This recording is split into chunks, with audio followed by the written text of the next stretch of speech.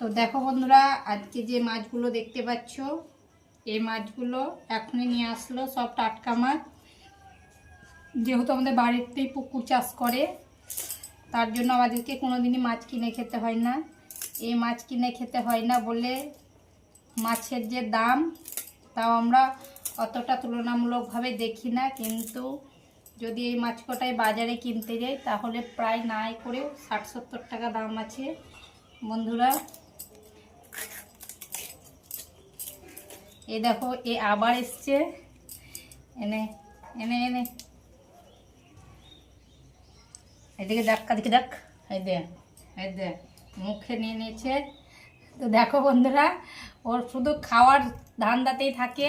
এর আগে একটা মাছ খেয়েছে, আবার দেখো দেখো এগুলো কাটাকাটি করছি। এগুলোকে এবার যতক্ষণ না খাবে ওর শান্তি নেই। তো চলে যাও যাও।